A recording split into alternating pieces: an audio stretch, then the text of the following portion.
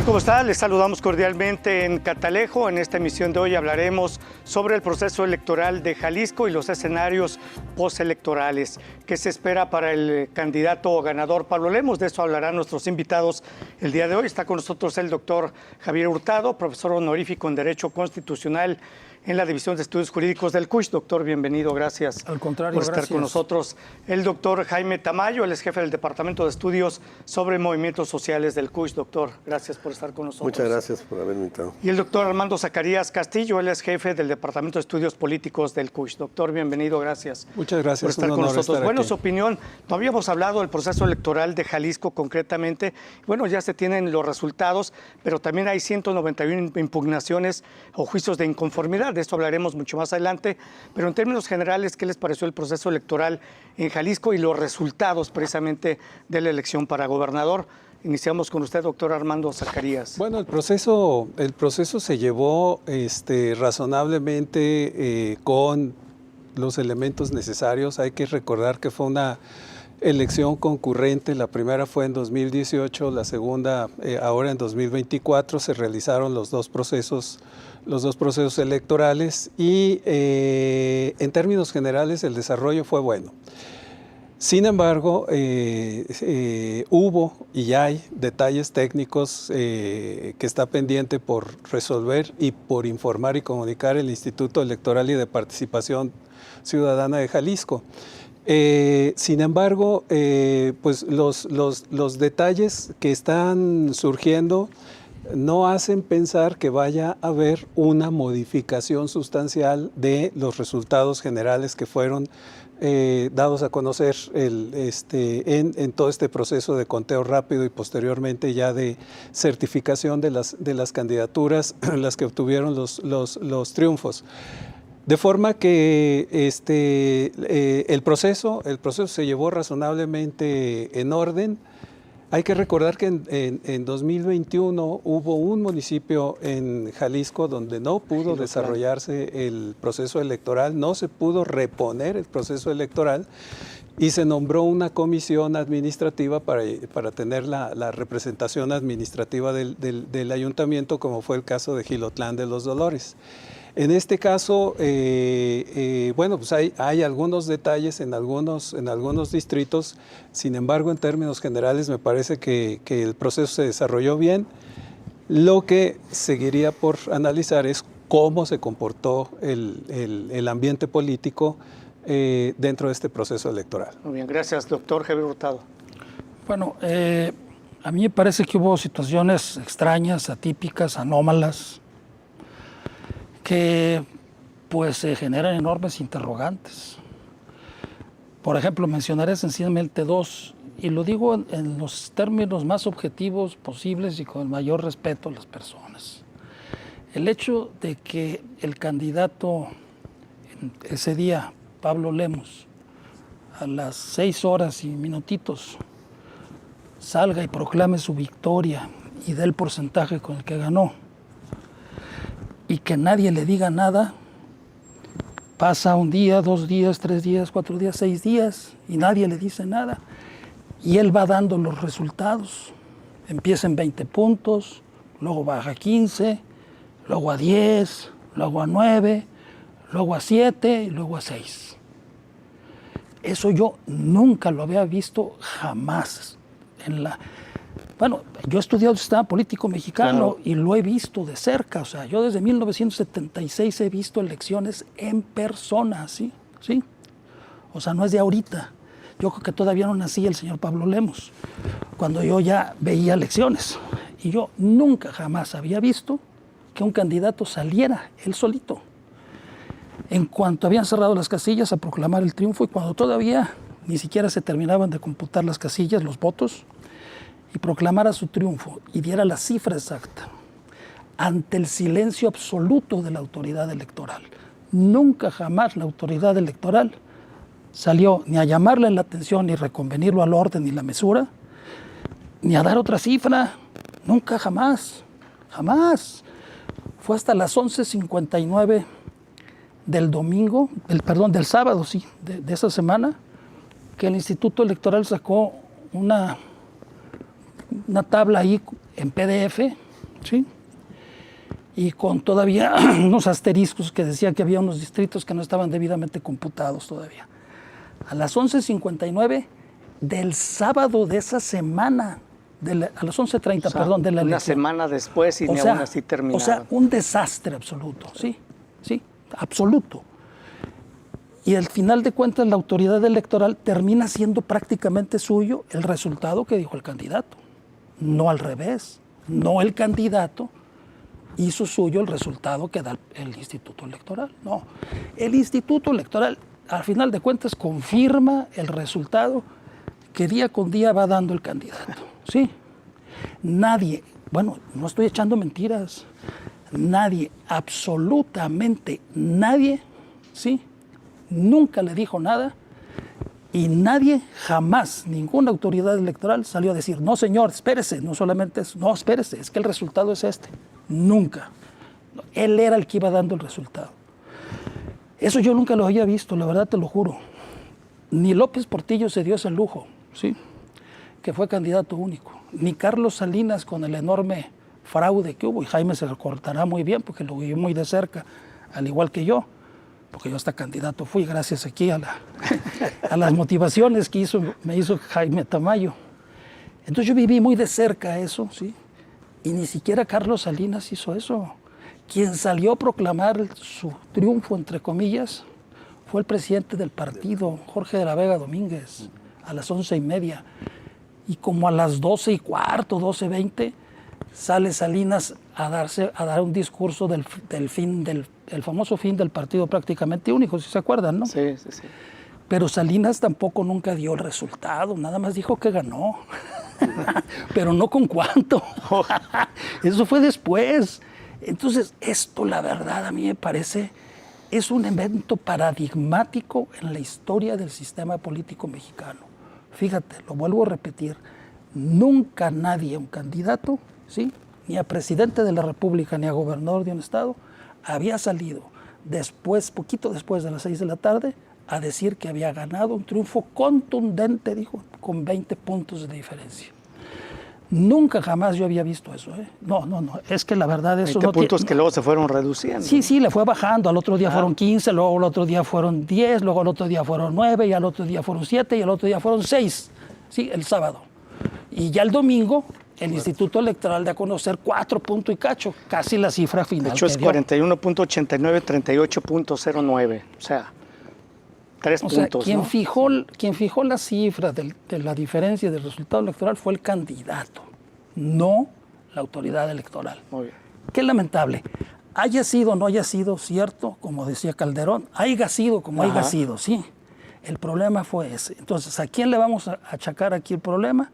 ¿Al protagonismo y la responsabilidad del candidato o a la irresponsabilidad absoluta o complicidad del organismo electoral? Ineficiencia del organismo electoral. Terrible. Si hay dos coincidencias, el doctor también considera que el IEPC tiene mucho que aclarar al respecto. Usted también coincide, doctor, nos quedan 2 minutos antes del corte, pero regresamos con usted. Claro, También coincide. Definitivamente en el caso del Instituto Electoral y de Participación Ciudadana de Jalisco es un fracaso total. Esto se dejó ver desde el PREP, con una inexplicable incapacidad para llenar y para presentar los datos mismos. Por supuesto, esta danza de votos de un lado para otro que se puso en evidencia, y otra serie de circunstancias que, bueno, no voy a abundar por los 2 minutos, pero que sí efectivamente nos muestran un instituto que fue un fracaso, por decirlo menos, y además con el desprestigio de que la presidencia misma no le abonó a la credibilidad del propio organismo, la presidencia del instituto, por una serie de factores pues, que podemos abundar más adelante. Muy bien. Muchas gracias, doctor. Vamos a hacer una pausa breve. Regresamos a Catalejo. Volvemos.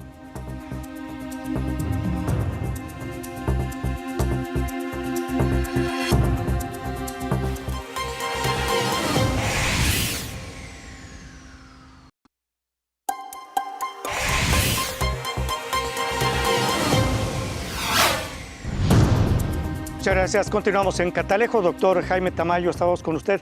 Pero estas ineficiencias, y los pregunto de una vez a los tres, esta ineficiencia o incapacidad del Instituto Electoral pondría en duda el resultado de la elección, doctor? Yo pienso que por las diferencias, no, por lo menos en el caso de Jalisco. Me parece que, por ejemplo, esa danza de boletas que se habla, de supuestas boletas perdidas, que muchas de ellas, eso es verdad también, pueden estar en otros paquetes y muchos de ellos a nivel federal, porque además el INE por lo regular no la regresa, ¿sí? En fin, hay una serie de elementos, pero considerando que todas esas boletas perdidas correspondieran a la candidata de Morena, no da lo suficiente como para que se hubiera invertido en la votación, de tal manera que me parece difícil que en el caso concreto de la gubernatura hubiera alguna modificación del resultado. En el caso de Guadalajara es más cercano la diferencia entre un candidato y otra, de tal manera que ahí quizá lo que en algún momento se pudiera pensar es que se anularan, que también lo veo un poco complicado, pero pudiera darse la anulación porque hay otros elementos, por ejemplo eso de la policía amedrentando, deteniendo a las gentes del partido de Morena o de la coalición, incluso a un candidato electo que prácticamente no le permitieron llegar a tiempo para recoger su constancia de mayoría, lo cual son verdaderos absurdos con argumentos falsos, ¿no? Evidentemente falsos, construidos en el último momento para tratar de impedirle cuando era evidente que su carro pues, no estaba robado ni reportado de robado, que era el argumento que se estuvo manejando, pero lo hicieron con varios más. Es decir, hay una serie de acciones que si el tribunal decidiera tomarlos en cuenta, tal vez pudiera anular la elección en Guadalajara, que también, no es algo que lo veo a la vuelta de la esquina. Pero en el caso del Estado me parece que a pesar de todo esto, lo que procedería pues es un cambio de autoridades, ¿no? El aparato de organización electoral muy deficiente, por decirlo menos, llevando boletas en bolsas negras, y están filmados, pues. Es decir, nadie puede decir que no es cierto.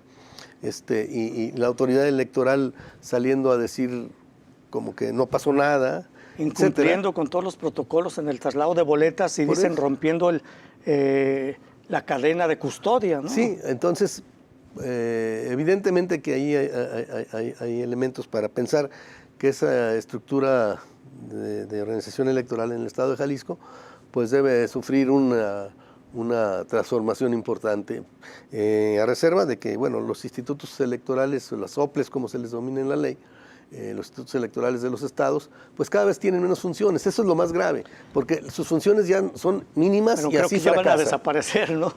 Por eso digo, ese era el objetivo incluso de aquella idea de reforma. Entonces me parece que cada vez es más claro que no solo no son funcionales, sino son infuncionales, ¿no? Sí. Pero bueno, creo que en este caso se demostró una gran incapacidad y además con la falta de credibilidad que ya traía los vínculos que se pretende pudiera tener la presidenta con Movimiento Ciudadano, por una serie de cuestiones que en lo que se vivió el proceso pareciera que efectivamente existen, y la manera en que llegó a la presidencia precisamente como una imposición directamente del tan desprestigiado Lorenzo Córdoba, ¿no?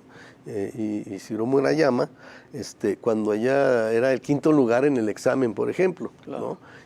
No tenía ninguna vinculación con la vida electoral en Jalisco ni nada, era directamente gente de este personaje tan nefasto de la historia electoral de México, que es Lencho Córdoba, ¿no? Bien, gracias, doctor. Bueno, les pregunto si se pondría en riesgo el resultado de la elección, porque pues Morena finalmente ya impugnó este proceso electoral, lo hizo por argumentos y pruebas que evidencian una gran cantidad de irregularidades e inconsistencias graves ocurridas durante el proceso electoral. Eso fue el motivo por el que Claudia Delgadillo presentó este juicio de inconformidad ante el IEPC y lo ratificó ante el Tribunal Electoral del Poder Judicial del Estado. Doctor Armando Zacarías, y además porque hay 131 juicios de inconformidad, todos presentados por Morena, ¿no? Yo creo que aquí efectivamente la institución electoral debe proveer una explicación porque básicamente los argumentos que señalaron fueron asuntos técnicos. Sin embargo, esos elementos técnicos, aun y cuando así fuera, generaron como ya se señaló aquí, momentos de mucha incertidumbre porque la autoridad electoral no salió. O sea, no es que no haya salido, o se tardó, no salió.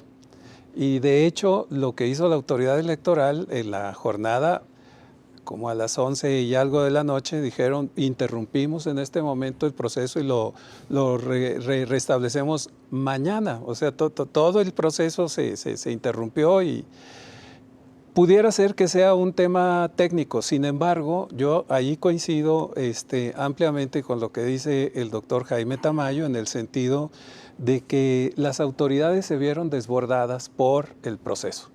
Entonces, si son estos problemas técnicos, pues creo que valdría mucho la pena modificar toda la estructura de la representación de los organismos electorales, pero de allí a que yo considere que se vaya a restablecer todo el proceso electoral, no creo. Puede ser que haya alguna modificación en algunas tendencias y demás en en los procesos electorales, pero no creo que haya, digamos, evidencias suficientes como para modificar la estructura de elección que tenemos en este momento. Lo cierto es que varios errores en el organismo electoral son errores bastante complejos y bastante críticos y bastante graves en la medida de que lo que está en juego es la credibilidad de un proceso llevado a cabo por un organismo ciudadano. Entonces, sí sería muy interesante ver que haya una modificación en la estructura del proceso del Instituto Electoral, pero no creo que vaya a haber un cambio. Gracias, doctor. Bueno, mira, habrá que ver cómo resuelve, ¿no? Sobre todo el Tribunal Electoral. Del Tribunal Electoral de Jalisco, la verdad, digo, no quiero yo establecer un juicio que pueda parecer peyorativo ni cosa por el estilo. Es la realidad. No se puede esperar nada, la verdad. O sea, el Tribunal Electoral está al servicio del gobierno, ¿sí? Y por supuesto que va a fallar a favor de su partido, o sea, es evidente. Vamos a ver qué pasa en la sala regional del Tribunal Electoral del Poder Judicial de la Federación y luego después, si llega hasta allá, la sala superior. Yo creo que sí va a llegar hasta allá, ¿no? Yo en la sala superior sí confío, me parece que es gente profesional, objetiva, capaz, o sea, merece mis respetos. Pero este tribunal de aquí, por favor, es una caricatura. Y concuerda con lo que dice Jaime Tamayo, o sea, no nomás el organismo administrativo electoral debe de desaparecer, también los organismos jurisdiccionales electorales que nada más actúan como primera instancia y no sirven para nada. Y abro paréntesis, ¿cuál es el principal problema del diseño electoral de esos organismos electorales? Pues que se pensó que si, por ejemplo, a los tribunales electorales los decidía el Senado, los tribunales electorales locales y a los organismos públicos electorales y EPCs o llamados OPLES, los designaba el Consejo General del INE, ya iban a ser símbolo de la transparencia, de la objetividad y de la imparcialidad y del apego a la legalidad. No, es que se les olvidó algo muy importante, el principio básico, elemental, que existe donde quiera. Pues hasta donde, si tú vas a una tortería, opera el principio, el que paga, manda, ¿sí? ¿Sí? Entonces, ¿quién paga esos organismos? Los gobernadores de los estados. Entonces, ¿quién los manda? Por los gobernadores de los estados, así de sencillo, no nomás a a todos, ¿sí? A todos los manda, quien paga manda, punto, ¿sí? Se acabó. Bueno, entonces de estos organismos se puede esperar lo peor, sí, discúlpame, ¿no?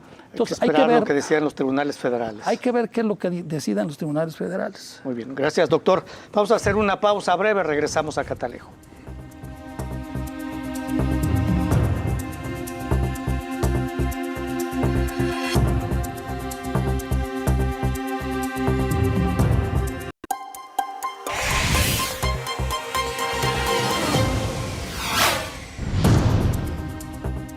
Gracias, continuamos en Catalejo.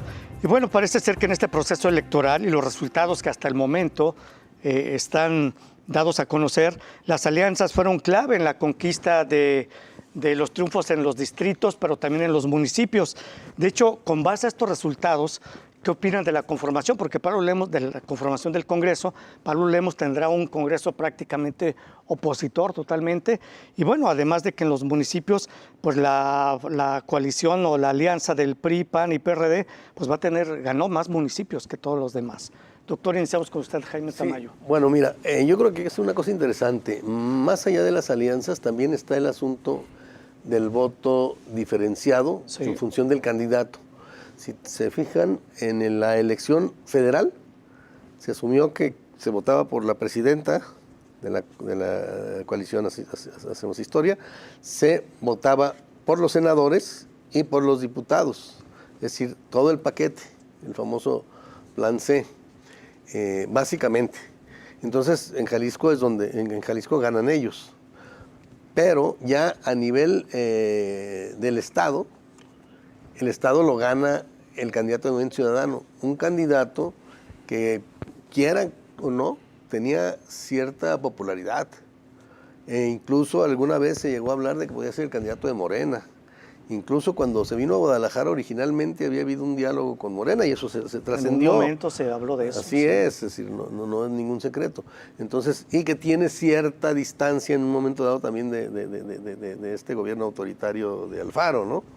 De manera que la gente diferenció el voto votando por él, independientemente de la situación de irregularidades presentadas, porque la diferencia, como dije, es mayor que lo que pudiera traducirse con los famosos votos perdidos, etc. En el caso de los municipios, va a variar también un poco en función de eso. Sí. En el caso de Guadalajara, incluso yo tendría mis dudas de que hubiera ganado Movimiento Ciudadano, pero vemos cómo en Tlaquepaque pues gana Morena. O la coalición y habiendo sido gobernado por Movimiento Ciudadano, y se ratifica Morena en Tonalá. Vemos pues cómo esto va mucho en función de los candidatos. Y a nivel de los diputados es interesante cómo vuelve a hacerse el voto, ya no por los diputados como personas, porque nadie vota por el mono en este caso, sino votaron para que Morena tuviera mayoría, es decir, la coalición de Morena tuviera mayoría en el Congreso, lo cual era lo que la derecha pedía que se hiciera cuando ya veían la derrota con Claudia Sheinbaum, ¿verdad? Que dijeron, bueno, cuando menos que el Congreso sea de oposición. Bueno, así fue, pero en Jalisco al revés, ¿no? Sí. Es decir, la oposición, que es Morena, va a tener mayoría en el Congreso, así lo decidió la gente. Votaron por algunas personalidades que consideraron más representativas que los candidatos de los partidos, y se ve muy claro, como digo, en el voto por Morena Federal en los 3 niveles, no así en el caso del gobernador, no así en varios municipios, pero sí, esto otra vez a nivel de Congreso.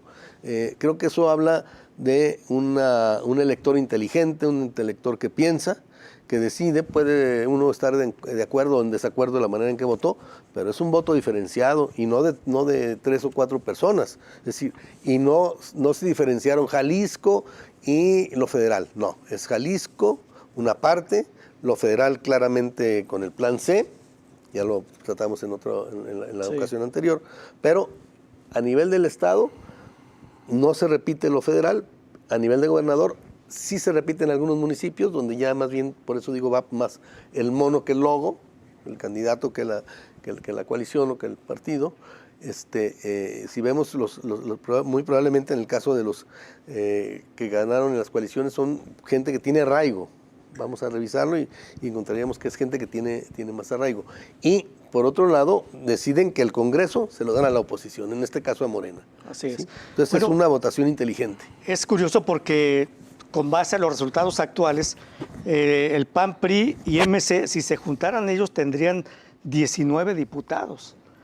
Y si se juntaran Partido Verde, PT, Morena, Gamos y Futuro, también son 19. O sea, 19. Es interesante la conformación del Congreso, doctor Armando Zacarías. Yo creo, efectivamente, siguiendo lo que dijo el doctor Jaime Tamayo, que se da un momento muy importante en Jalisco porque el elector jalisciense tomó decisiones muy interesantes, muy importantes, y a diferencia de lo que se decía previamente, si había o no una conciencia de lo que iba a ser. Creo que dejaron colocadas los intereses sobre la dimensión de las marcas políticas que van a tener una presencia en el Estado. Efectivamente, en un seguimiento que hicimos en el Departamento de Estudios Políticos respecto a qué personajes de 2018 a 2024 aparecían de manera consistente y descritos en la prensa local jalisciense, 5 periódicos, portadas y columnas editoriales. A lo largo de los 6 años hubo 2 personajes que eran los que estaban registrados de manera consistente: el gobernador y Pablo Lemus. Pablo Lemus desde la presidencia de Zapopan, luego la de Guadalajara y luego como candidato a la gubernatura. Si uno trata de recordar el nombre de cualquier otro secretario de gobierno en Jalisco, va a ser muy difícil. Nadie sabemos cómo se llamaba, prácticamente ningún secretario. Los únicos 2 personajes vistos eran estos 2, tanto en editoriales como en primeras planas. En ese escenario de tener a esas 2 figuras, Alfaro no estaba compitiendo. Y Alfaro entra progresivamente a lo largo del tiempo en una serie de conflictos con el propio partido, con Movimiento Ciudadano, con Dante Delgado. Entonces, hay mucha inestabilidad. Dentro de toda la proyección, muchas de las menciones que se hicieron sobre Alfaro no era por motivos, digamos, elocuentes, interesantes, eran los conflictos que permanentemente tuvo con diferentes instancias, con el presidente de la República, con el presidente del partido, etcétera. Entonces, yo creo que el elector jalisciense no es un elector que no esté viendo lo que está sucediendo. Entonces, si bien ubicaban a Pablo Lemus, bueno, pues decidieron que el voto iba para Pablo Lemus, pero todo lo demás, la conformación posterior, tiene características muy distintas. Efectivamente, hay un repunte muy importante de Morena, ganando en Jalisco posiciones que no había tenido en el 2018. Efectivamente, la conformación del Congreso, pues no tiene a Morena no tiene a Movimiento Ciudadano como una línea importante. Entonces aquí se va a dar por primera vez un gobernador que va a tener que hacer una negociación con una mayoría que es oposición, que es Morena, y va a tener que negociar como oposición a nivel federal con Morena. Entonces va a ser una situación muy interesante, y lo que yo destacaría es que hay un elector que diferencia mucho todo el escenario y que genera esta variedad de decisiones que conforma una estructura multipartido muy interesante para Jalisco. O sea, un voto bien pensado, bien inteligente, podríamos decir. Pues es un voto inteligente, eso sí. Muy bien. Muchas gracias, doctor. Vamos a hacer una pausa, regresamos a Catalejo.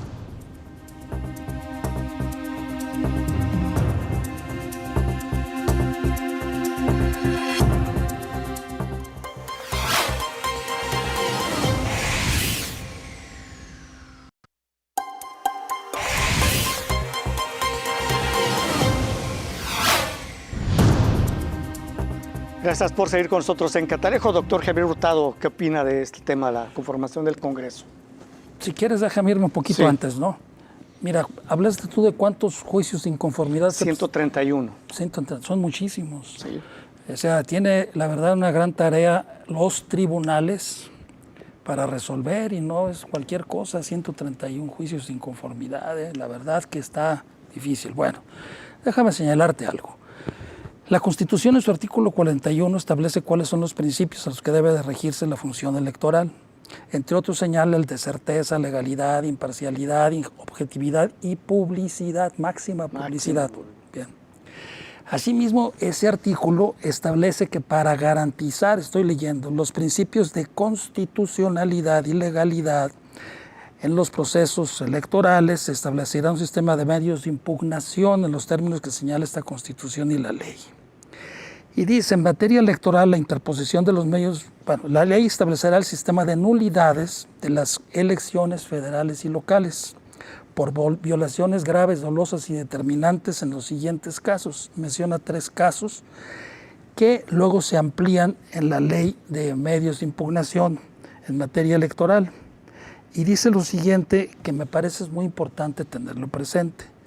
Dichas violaciones deberán acreditarse de manera objetiva y material. Se presumirá que las violaciones son determinantes cuando la diferencia entre la votación obtenida entre el primero y el segundo lugar sea menor al 5%. ¿De cuánto fue la diferencia aquí? Caso, hasta ahorita estaban 3. No, 4.96 quedó. 4.96. 4.96. O sea, con todo y lo que hicieron, no alcanzaron a llegarle al 5%. Entonces caen en este supuesto. Ahora bien, voy a esto. El sistema de nulidades en materia electoral, por ejemplo, si mal no recuerdo, si no Jaime me corregirá, se estrenó en el año 2000 con la elección de Tabasco que anularon cuando le anularon la elección al gordo Manuel Andrade. ¿Te acuerdas, no? Así es. Después vino otras anulaciones, sobre todo en el estado de Colima, 2 anulaciones. Llegamos entonces nosotros ya finalmente a la elección de 2014. Ya desde 2008 se empezó a hablar de que no existía la causal abstracta de nulidad. ¿Cuál es la causal abstracta de nulidad? La causal abstracta de nulidad, que fue lo que hicieron desde el 2000 hasta casi el 2014, es que decían, por ejemplo, en el caso de Tabasco, se violó el principio de igualdad porque la radiodifusora, por vía del gobierno del Estado, le dio más tiempo a Manuel Andrade y no al otro candidato. Ya, con eso. Entonces, esa era la causal abstracta de nulidad. Ahora lo que se está pidiendo es que esos principios sean violados, se acredite la violación, pero de manera circunstanciada, es decir, atendiendo tiempo, modo y lugar, ¿sí? En tal lugar, a tales horas, fulano de tal lo hizo, ¿sí? Bueno, aquí nosotros tenemos un problema fundamental que es el del PREP. El PREP, y está acreditado, ¿sí? Bueno, todavía hasta ahorita no pasa del 63.56, se quedó congelado, como se dice en los Zoom, ¿sí? Oye, te estás congelando. El PREP se quedó congelado. Entonces, ese PREP congelado traiciona el principio de máxima publicidad, ¿sí? Porque no se publicaron nunca los resultados, los avances de los resultados electorales. Nunca supimos los ciudadanos quién había ganado hasta el domingo. Y mientras quien decía que había ganado era el candidato y nadie lo contradecía, absolutamente nadie. Se violó el principio de legalidad porque la autoridad no cumplió con su obligación. Se violó el principio de certeza. ¿Cuál certeza tuvimos? Nunca. Es más, todavía es hora que nadie sabe. Bueno, tú no sabías con cuánto había ganado. Con base a los datos que traje, pues nadie sabe, es que nadie sabe, nadie sabe con cuánto ganó ese señor. Pregúntale a cualquiera que va pasando por la calle, nadie sabe, nadie te va a saber. Entonces se viola el principio de certeza, de legalidad, de objetividad, de publicidad y de la imparcialidad del organismo electoral. O sea, y está dentro del caso del 5%. Sí. Ojo, está dentro del caso del 5%. Entonces ya lo que está haciendo el Tribunal Electoral es que, por ejemplo, la causal abstracta de nulidad sigue existiendo, nomás que es circunstanciada. Agarra uno de estos principios y puede decir, se violó el principio de publicidad. ¿Por qué? Porque nunca se publicó el PREP completo. O puede decir, se violó el principio de certeza, nunca se supo quién ganó. ¿Sí me explico? Sí. Y lo puede anular. O sea, si el Tribunal Electoral quiere anular la elección, la anula. Hay elementos suficientes para declarar la nulidad de la elección para gobernador de Jalisco. Y no solamente esa, quizás hasta las demás. Las de zona metropolitana. Yo creo que sí, mira, en el caso de la zona metropolitana fue un cochinero, definitivamente, sobre todo en Guadalajara. Sí, en Guadalajara. Una persona que yo conozco dos personas, me platicaron, sí, que no quiero decir sus nombres, que estuvieron en los cómputos de la Comisión Municipal, sí. Llegaban actas vacías con un paquete y las boletas. Luego llegaban, en otro caso, paquetes vacíos, completamente la caja vacía, decía arriba de qué sección era, pero vacíos, no traían ni acta ni boletas, ¿sí? O sea, muy grave, la verdad, sinceramente. Hubo cosas muy graves. Eso agrégale lo de las bolsas negras de basura. Sí. No, por favor, es que eso nos remite a 1988. ¿Te acuerdas del 88, Jaime, con el diputado Costales, Félix Salgado Macedonio, ¿no? Sí, que llegó, entonces la Cámara de Diputados era colegio electoral. El diputado Félix Salgado Macedonio se encontró en un río, un costal, y en un basurero otro costal con boletas, todas cruzadas a favor del ingeniero Cuauhtémoc Cárdenas, ¿sí? Llegó a la Cámara de Diputados constituida en colegio electoral y agarró y las sacudió así, las espolvoreó y volaron por toda la Cámara, yo me acuerdo, las boletas electorales. Y entonces le dijeron, se le quedó el nombre de diputado Costales.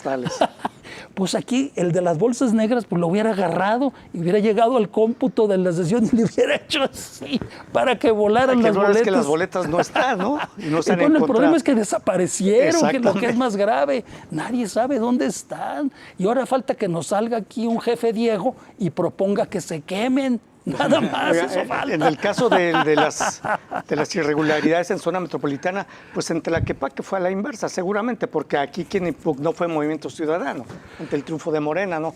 Doctor, ¿coincide?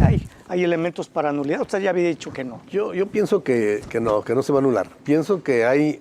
Es que si uno ve lo que se ha argumentado, efectivamente no está circunstanciada la denuncia. Es que no conocemos en qué consisten las impugnaciones. Yo no las conozco. De hecho, la impugnación de Morena no se ha dado a conocer a detalle. Lo que se conoce son generalidades. Sí. No, nomás se sabe que se impugnó, pero yo no sé en qué términos. Sí, pero en el discurso incluso que manejan, etcétera, lo que se conoce son generalidades. Entonces, si vamos a eso, no va a proceder, porque efectivamente ya depende de un buen abogado electoral, y como haya planteado la impugnación, anula la elección. No sé cómo le hicieron. Quien encabezó la presentación de la impugnación fue Eduardo Almaguer. No, pero ese no sabe de cuestiones electorales. Sabe de talibanes, ¿no? Sí. Doctor Armando Zacarías. Yo veo que son dos cosas.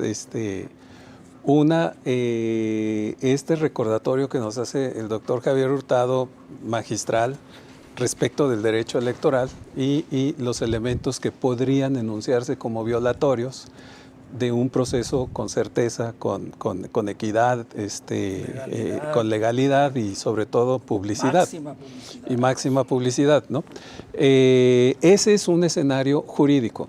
Lo que estaba señalando el doctor Jaime Tamayo es, bueno, independientemente de eso, si no se va dando estos elementos, los factores de lo que tenemos en este momento del proceso electoral no cambia el sentido, ¿no? Aquí lo que entraría en juego es qué es lo que va a suceder con todo este procesamiento legal que se haga de la elección del 2 de junio. Y cuánta consistencia, efectivamente, como lo señaló Javier, cuánta consistencia va a haber en los tribunales, en sus diferentes instancias. Y puede recurrirse no solamente a la instancia local, sino a la federal. Entonces, de hecho, lo más probable que resuelvan a nivel federal, ¿no? Sí, porque aquí, bueno, quién sabe qué vaya a pasar, pero se va a recurrir a la federal y entonces, bueno, se va a ver qué es lo que sucede.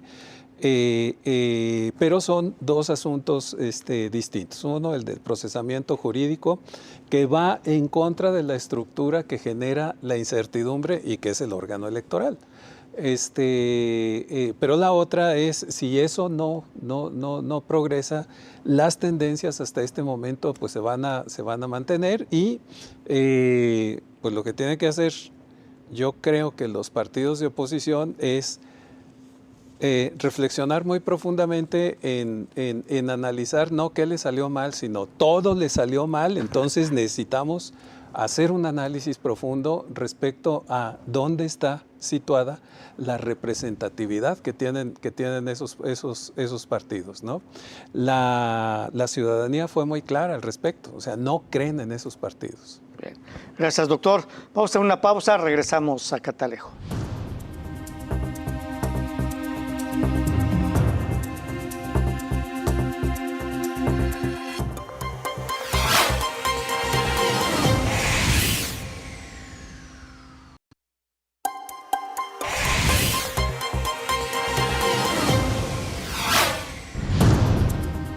Gracias por estar con nosotros en Catalejo. Estamos ya en la parte final y bueno, con base a lo que comentó el doctor Tamayo, el doctor Armando Zacarías, del voto diferenciado y el voto inteligente, pues ganó Pablo Lemos en Jalisco, pero a nivel de elección presidencial ganó Sheinbaum en Jalisco, ¿no? Y además estableció con un récord de 1.720.921 votos, lo que representó el 58.28%. Y el nivel de participación del electorado jalisciense fue de 58%. Dicen que bajó con relación a otros procesos electorales. Doctor, sus conclusiones sobre este tema, rápidamente. No, bueno, pues sí, bajó efectivamente la participación electoral de Jalisco. Jalisco hace varios años, hace más de 10 años, 15 años, era de los más altos en participación electoral, junto con Yucatán, ahí siempre andaban parejeando. No, ahorita Jalisco, ya estuve revisándolo, anda como en el lugar número 8 o 10 en porcentaje de participación electoral, ha bajado mucho. Bueno, como quiera que sea, ocurrieron estas elecciones. Yo creo que el electorado las va a seguir pensando y recordando como las elecciones pues más sucias y polémicas de las que haya habido. Ni siquiera las del 88 en Jalisco fueron tan sucias como estas, definitivamente. Porque en el 88 supieron hacer bien el fraude. ¿Sí? Claro, es que tenían los organismos electorales. Yo me acuerdo, Jaime, ¿te acuerdas que yo era candidato en el Distrito 15? En el Distrito 15, el presidente de la autoridad, del organismo electoral, era un fulano de la CTM, porque ese distrito era propiedad de la CTM. ¿Hicieron fraude a usted? Claro, ¿sabes cómo me lo hicieron? Anulándome votos, me anularon como 20,000 votos. Sí, y no obstante eso, yo fui el de la opción del Frente Democrático Nacional, el que sacó la más alta votación en Jalisco. Si no me hubieran anulado esos votos, pues no se podía hacer nada, hubiera ganado, pero fácil. Sí. Y hablando de elecciones y los resultados, bueno, hay una comparativa de los que más crecieron este proceso electoral. El Partido Verde creció más 110% en Jalisco su nivel de votación, el PT 96%, Morena 62%, el PAN 40%, y MC 31, y los que decrecieron, 40% bueno, pues, el PAN, 40%. A costa del PRI. 40% el PAN. Sí. Sí, MC 31%, y los que menos, pues fue Hagamos con 28, Futuro con 20 y el PRI con 14. No, pobre Decreció PRI. su nivel de votación. Sí. Doctor. Bueno, aquí también hay una cosa interesante en esto de la decisión pensada del voto. Ajá. Incluso en la oposición se dio eso. Si nosotros vemos, más allá de la polémica de cómo fue la elección, gana a nivel federal, obviamente gana Morena, no hay problema, gana los diputados locales, gana en la gobernatura Movimiento Ciudadano, pero en los senadores no solo gana Morena, sino los senadores de la oposición no son los de Movimiento Ciudadano. Aquí está claro que o querían a Ramírez Acuña o no querían a Esquer, ¿sí? Porque es el voto que hubiera sido natural de Movimiento Ciudadano, ¿no?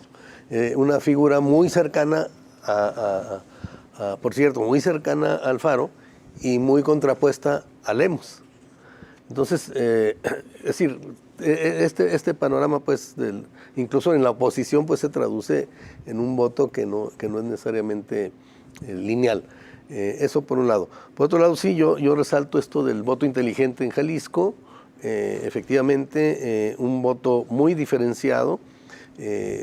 Si el asunto también es hasta dónde, si vemos toda esta operación y manipulación sucia y que por lo menos genera una gran falta de transparencia y de falta de credibilidad en la sociedad, pues hasta dónde esto va a repercutir realmente en una medida, no solo para Jalisco, pero especialmente para Jalisco, en materia del órgano electoral, ¿no? Y por supuesto de los tribunales electorales, porque si se llega a la decisión, que tendría que ser una reforma constitucional, de desaparecer los soples, pues no tendrían ningún sentido tampoco los tribunales electorales locales. Claro. Es un apéndice. Va junto con pegado. Exactamente.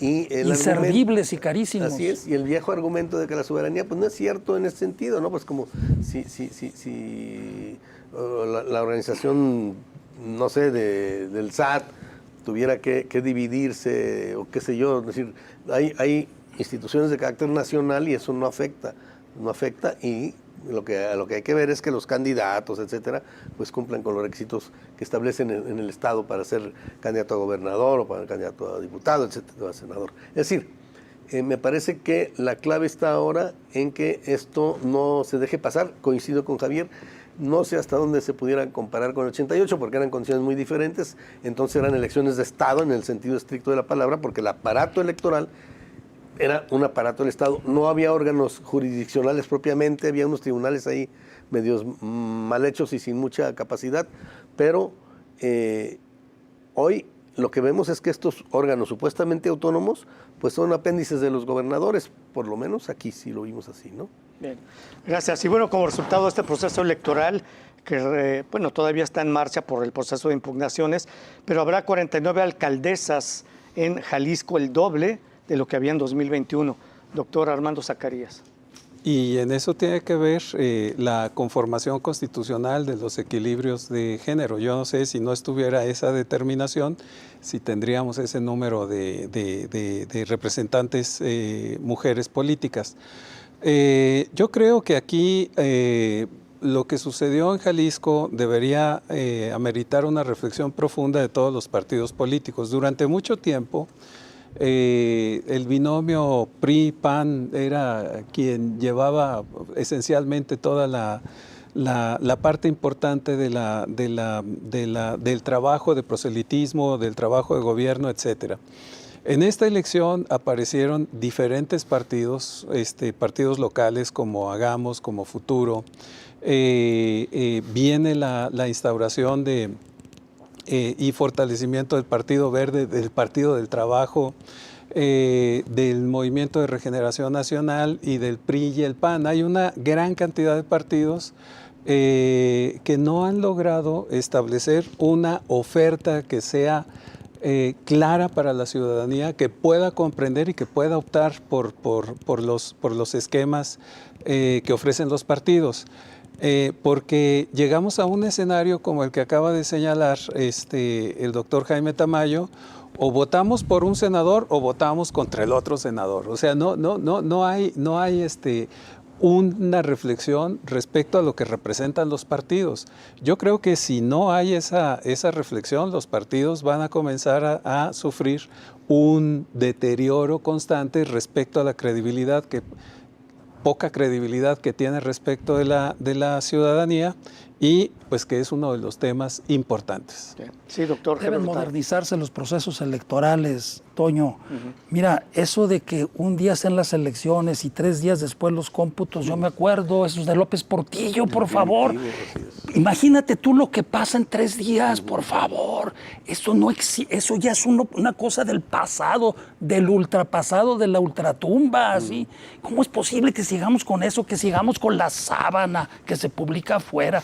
En Brasil, ¿sí?, que el electorado, en la última elección votaron más de 100 millones de personas. El mismo día a las 11 de la noche se sabía quién había votado sin que nadie lo objetara. Con cómputo final. ¿Por qué? Porque tienen la urna electrónica. Y con Amazonas. Sí, y con el Amazonas de por medio. Y la India igual, un país. Así es, enorme. Y el mismo día, igualmente, el mismo día se saben las elecciones. Solamente aquí en México tienes 3 días, pues mientras allí pasan cosas muy extrañas, raras. por favor. Te digo que desde 1976, que yo me acuerde, existe ese criterio. Rápidamente, nos quedan minuto y medio.